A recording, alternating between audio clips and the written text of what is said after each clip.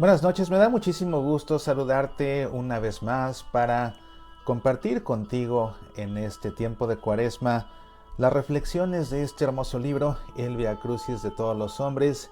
Este libro que, como ya te he comentado, fue escrito por el padre Ramón Cue, el jesuita que escribió también un libro muy famoso que se conoce como Mi Cristo Roto. Y en este Via Crucis de todos los hombres, el padre Ramón Cue va reflexionando acerca de cada una de las 14 estaciones del Via Crucis mientras él las recorre en Tierra Santa a lo largo de la Vía Dolorosa allá en Jerusalén. Meditaciones todas ellas muy bellas que siempre acaban por ser meditaciones no solo del Via Crucis de Jesús, sino también del Via Crucis que cada uno de nosotros recorre en la vida al ir cargando nuestra cruz inevitable, inevitable, pesada, dolorosa, si no, no sería cruz.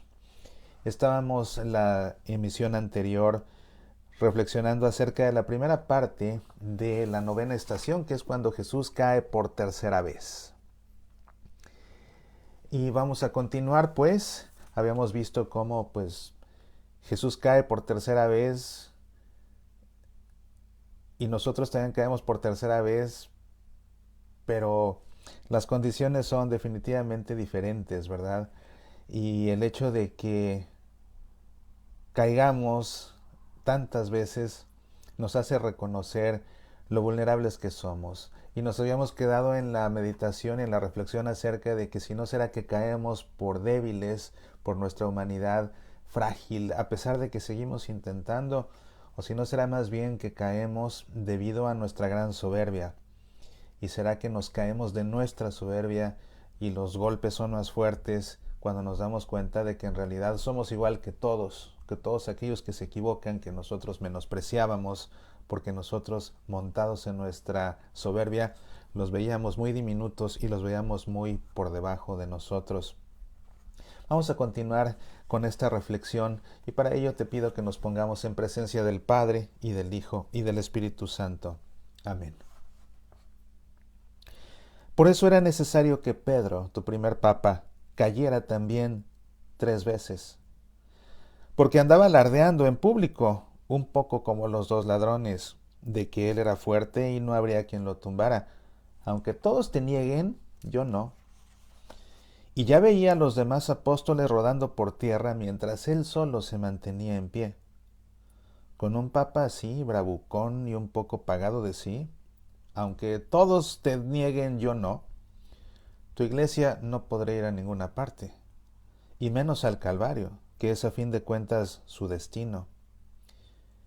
Pedro necesitaba medir el suelo, y se vino abajo a la primera, 3 veces seguidas. No lo tumbó ninguno de los apóstoles que él veía ya derrotados, ni un soldado fornido, ni siquiera un hombre. Para tumbar a Pedro bastó el simple empujón ingenuo y sin malicia de una criada. Y para colmo, como los cobardes y los bocazas, cayó echando juramentos. Pero tú estabas atento, pasaste por donde Pedro estaba caído, lo miraste y lo levantaste con los ojos. ¿No te levantó a ti también de esa manera con el imán de su mirada tu madre María? Pedro, ya en pie, rompió a llorar. El hombre que llora como Pedro ya tiene en su llanto una garantía para no reincidir en su caída. El hombre que llora como Pedro ya no desafía a los demás. Aunque todos te nieguen, yo no. El que llora como Pedro se mezcla fraternalmente con sus hermanos y se solidariza con ellos. Yo también. Ese era el Papa que tú necesitas y buscas. Ya lo tienes, gracias a sus 3 caídas, que quedaron equilibradas y compensadas con las tuyas, también 3. Luego, ya resucitado, acabarás con 3 exigentes y dolorosos tirones hasta la altura del amor. Pedro, ¿me amas más que estos? Pero Pedro, escarmentado de sus desafortunados alardes, ya no se atreve a hacer juramentos, ni siquiera de amor. Desde sus huesos, todavía doloridos por los 3 revolcones de sus caídas, le dicta su humildad esta auténtica formulación cristiana. Señor, Tú lo sabes todo. Tú sabes que te amo. Ya que he de caer, enséñame esta ciencia, Señor. Quiero aprender de Pedro. Pongo en tus manos mis tropiezos y resbalones, Señor, porque tú sabes y mides mis caídas. Sabes también y mides lo que hay en mí de amor. La iglesia nació en el amor y la humildad, porque Cristo sabía que su iglesia, igual que Pedro, su primer papa, seguiría cayendo. Su historia es un camino como el del Calvario donde se suceden las caídas. Cristo, que fue delante, cayó 3 veces aquella tarde. La iglesia, que lo sigue detrás, ha caído innumerables veces en los 21 siglos de su Vía Crucis. La iglesia es Cristo, encarnado otra vez y presente en ese organismo vivo que forman sus obispos, sus sacerdotes, sus fieles, sus vírgenes, hombres todos, con todas las consecuencias y debilidades de nuestra limitada y vulnerable humanidad, equivocaciones, egoísmos, tanteos, traiciones y pecados. Por eso la historia de la iglesia no es precisamente un desfile triunfal con palmas y aleluyas, sino un viacrucis interminable, con tropezones y caídas. Y nadie puede quedarse indiferente, ya que es nuestra madre al verla por el suelo. Ante la iglesia caída no cabe más que una reacción filial, la de acercarse a ella con infinito cariño y comprensión y ayudarla amorosamente a levantarse. Sin embargo, hoy parece surgir en sus mismos hijos otra reacción, triste y desconcertante. Son muchos los que viéndola por el suelo se acercan a comprobar, medir y verificar todos los detalles agravantes del resbalón y del descalabro. Y le levantan acta cuyas copias distribuyen, divulgan y publican, se encaran con ella y llegan a acusarla y denigrarla. Justifican esta conducta afirmando que lo único que pretenden es levantarla del suelo, alzarle en pie de nuevo y ponerle en condiciones de realizar las exigencias evangélicas que le marcó Cristo. Absurda y desnaturalizada táctica en un hijo, tratar de levantar a una madre caída entre insultos, críticas negativas, condenas y malos tratos. Cuando de rodillas en pleno zoco de Jerusalén conmemorábamos la tercera caída de Cristo, acertó a pasar por la calle un árabe conduciendo un asno viejo que transportaba en 2 serones una desmesurada carga de leña. Los que hacíamos el viacrucis nos apretamos de rodillas, juntándonos un poco más para dejar paso al asno. Yo no sé si el animal se asustó ante el rumor de la gente que rezaba. Yo no sé si se resbaló en aquellas piedras pulimentadas y gastadas por el uso. El caso es que el pobre asno se vino al suelo con toda su carga de leña. Ante el animal caído, su dueño reaccionó furiosamente y comenzó a pegarle con una fusta en sus pobres ancas despellejadas y secas, mientras profería sonoras y malhumoradas interjecciones en árabe que alternaban con golpes y puntapiés. El animal, pegado al suelo y aplastado por la carga, se estremecía de dolor y de miedo. Yo me acordé inevitablemente de Cristo. ¿Tratarían de levantarlo los soldados igual que al asno, entre insultos, golpes y patadas? Y también me acordé de nuestra madre la iglesia, y me dolió en el alma el que a muchos no les duela cuando la insultan y golpean para que se levante. A tu iglesia caída, Cristo, hay que tratarla con amor, igual que a ti, porque tú eres la iglesia. Y encarnado en tu iglesia, en nosotros, tú sigues caminando por la historia en el eterno Vía Crucis de la Vía Dolorosa. Vaya, profundas reflexiones que nos deja el padre Ramón Cue en esta ocasión.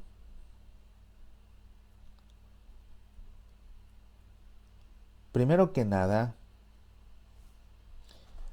la caída de Pedro, cuando lo niega 3 veces, ese Pedro que de todos era el gato. Acuérdate en la última cena, cuando anuncia que alguien lo va a traicionar, todos dicen, ¿acaso soy yo, Señor? ¿Acaso soy yo? Pero hay uno que dice, no, yo no. Todos podrán, pero yo no. Se sentía muy seguro de sí mismo, muy dueño de sí mismo. Sentía que su amor a Dios, que su amor a Jesús, acuérdate, él lo había reconocido ya como el Hijo de Dios. Sentía que su amor al Hijo de Dios era tan grande que sería incapaz de traicionarlo. Y la gran sorpresa es que lo traicionó. No una ni dos, sino tres veces. Tres es el número de la perfección. Es decir, Pedro lo negó perfectamente. La traición de Pedro fue igual en gravedad que la traición de Judas. La diferencia es que Judas no se arrepintió y Pedro sí. Y la expresión del arrepentimiento de Pedro es desgarradora en el Evangelio, porque después de que lo niega tres veces, canta el gallo, sale Jesús, o lo sacan más bien porque lo están juzgando en la casa de Anás, y se le queda mirando. Si no es que Pedro lo está negando por tercera vez y al negarlo por tercera vez lo voltea o voltea la mirada y descubre que Jesús lo está viendo negarlo por tercera vez, tal como él se lo anunció en la última cena. Y entonces, de una manera muy desgarradora, el Evangelio dice que salió Pedro y lloró amargamente. Y ese llanto amargo de Pedro es la confirmación de su profundo arrepentimiento de todo corazón. Y es por lo que dice aquí el padre Ramón Cue que el hombre que llora como Pedro ya tiene en su llanto una garantía para no reincidir en su caída. Hablábamos la otra vez de las confesiones, de cómo nos confesamos una y otra vez y volvemos a tropezar en la misma piedra una y otra vez. Eso ya lo reflexionamos cuando Cristo cae por segunda vez y se tropieza en la misma piedra. ¿Y por qué es entonces que nos confesamos una y otra vez de lo mismo? ¿Será porque nos falta arrepentimiento de todo corazón, tan sincero que nos haga llorar amargamente? Y no que nos haga llorar amargamente el nosotros haber fallado. Porque cuando alguien se confiesa y lo que le duele es él haber fallado, está pecando de soberbia, porque lo que le duele es no ser perfecto. Eso era como los fariseos, esa era la actitud de los fariseos, ese era el problema de Jesús con los fariseos, que ellos querían ser buenos por el afán de ser buenos para ellos ser buenos, no por amor a nadie. El que se confiesa dolido de haber fallado es por soberbio, porque le duele reconocer que no es tan perfecto como se creía.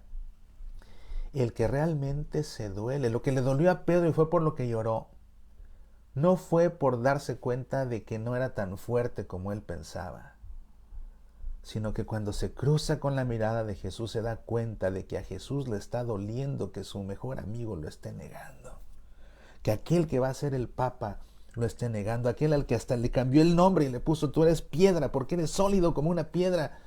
Se da cuenta Pedro que está lastimándolo al negarlo y por eso llora. Y quizás cuando pecamos y nos arrepentimos, si no lloramos como Pedro amargamente es porque no nos dolemos del daño que con nuestros pecados le hemos causado a alguien más. Eso es lo que realmente nos tiene que doler, el daño que le causamos a alguien más con nuestros pecados. Y cuando seamos conscientes de cuánto lastimamos a otros con nuestras palabras, con nuestras acciones, con nuestras inacciones y con nuestros silencios, tal vez solo entonces seamos capaces de llorar amargamente como Pedro, y entonces sí, al llorar como Pedro, el hombre que llora como Pedro ya tiene en su llanto una garantía para no reincidir en su caída. Pedro no volvió a negar a Jesús nunca en la vida, acabó también crucificado. Nunca lo volvió a negar. Tal vez sea ese dolor lo que nos falta para no volver a caer exactamente en lo mismo. Y la segunda reflexión pues también es una reflexión que cae como mano dura porque sabemos que la iglesia es nuestra madre. Además la iglesia es el cuerpo místico de Cristo. Y cuando la iglesia se cae, si la iglesia es nuestra madre, la actitud de un hijo ante una madre que se cae, y no que se cae al suelo porque tropieza en una piedra, sino una madre que cae, presa de sus errores, presa de sus vicios, presa de sus equivocaciones, presa incluso de su egoísmo. La actitud del hijo amoroso es ir a levantarla, no ir a criticarla, ir a juzgarla, ir a decirla te le mereces, te lo mereces, a tomar nota, levantar acta y después publicarla a los cuatro vientos para que todo el mundo se entere por qué su madre cayó. No, Eso no lo hace un hijo. Y si la iglesia es nuestra madre y sabemos las caídas que ha tenido nuestra iglesia, las sabemos bien, ¿somos buenos hijos con ella o somos los primeros justicieros que nos encargamos de juzgar, de no levantar, quizás hasta de ponerle la bota en el cuello a nuestra madre en la iglesia que ya está derribada? Es para pensarse, para pensarse. Como para pensarse es todo este Via Crucis que el padre Ramón Cue nos ha querido regalar, y pues vamos a continuar con el favor de Dios la noche de mañana ya con la 10ª estación.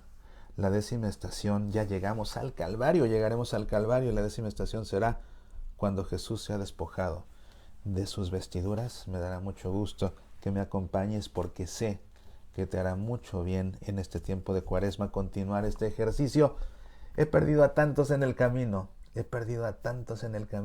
y qué simbólico es esto, porque estamos recorriendo un Via Crucis todas las noches y el numeroso grupo que empezó se ha ido quedando en el camino. A fin de cuentas, ese es el camino de la cruz. Muchos se van quedando en el camino.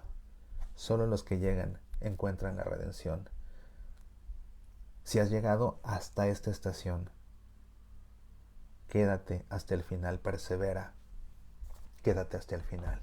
Y con esto vamos a terminar nuestra emisión.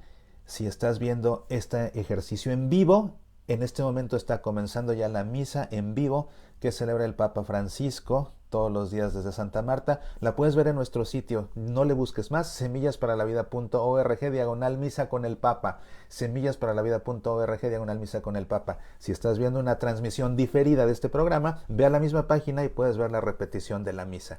Démonos prisa pues, porque yo no me la quiero perder. Apasionate por nuestra fe.